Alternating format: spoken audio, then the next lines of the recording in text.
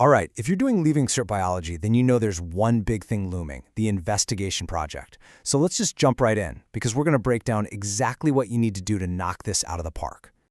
So why should you even care this much? Well, look at that, 40%. Yeah, that's how much this one project is worth for your final biology grade.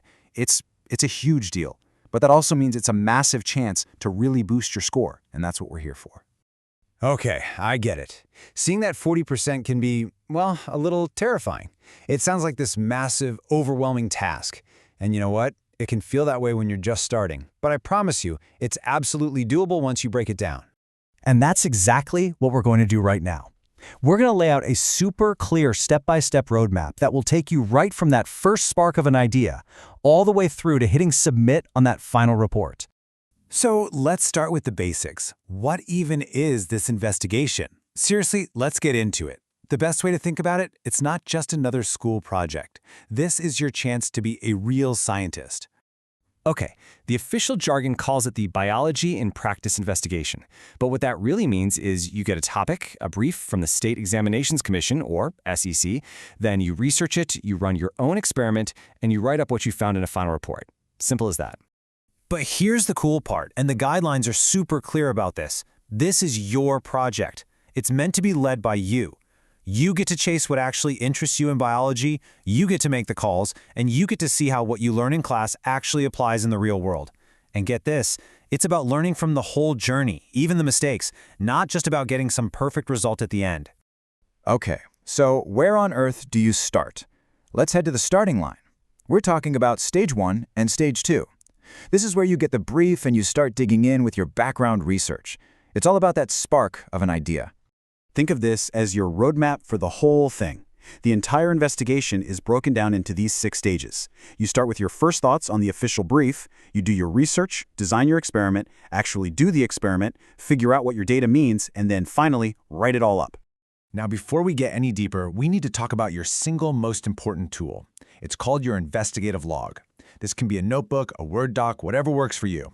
It's basically your diary for this whole process, a place to scribble down ideas, research notes, data, thoughts, everything. And here's the key thing. It's not submitted for marks. It's just for you. But it's the foundation for your entire final report, so it's super important. So in these first couple of stages, your main job is to really get to grips with that SEC brief. Let your mind wander, brainstorm some big ideas, and try to find an angle that you actually find interesting. From there, you'll narrow it down to one focused research question. And all along the way, you're jotting everything down in that investigative log. Right. You've got your question. What's next? Well, now you put on your architect hat. Stage 3 is where you design the blueprint for your entire experiment. And to build a really solid experiment, you've got to think like a scientist. That means coming up with a hypothesis you can actually test. You need to think about things like reliability and validity. Will your results be trustworthy? What about accuracy? And of course, safety and fairness. But also, you've got to be real with yourself. Is this plan even possible with the time and gear you have? All of these things are absolutely crucial. Okay, your blueprint is ready. Now for the fun part, getting your hands dirty. Stage 4 is when you actually get in the lab or out in the field and bring your experiment to life. Now let's be super clear on who does what here. This is your show. You design it, you conduct it, you record all the data. Your teacher? They're your guide. They're there to make sure everything's safe, to ask you questions that make you think, and to confirm that, yep, you did the work. What they're not going to do is jump in and fix your method if things go sideways. This is all you.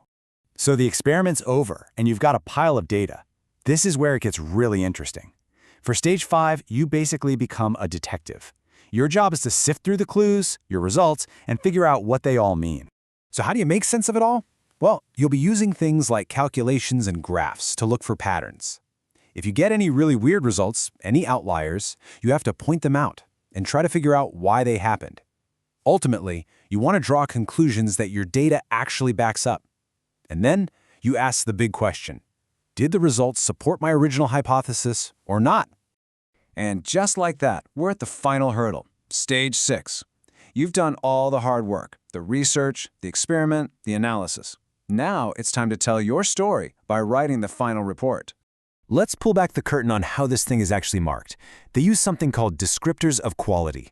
And look, to get into that high achievement band, it's all about depth. It's the difference between just mentioning a concept versus really explaining it, or having a method that's okay versus one that's super thorough and gives you great data.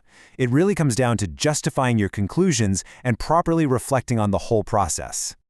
Okay, I need you to listen closely to this next part. This is a direct quote from the guidelines, and it's a really big deal. It is extremely important that all the work you submit is your own. There are no shortcuts here. Academic honesty is everything. So what does that mean in practice? It means you have to acknowledge everything.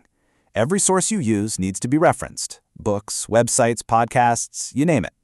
And the new guidelines are super specific about AI tools.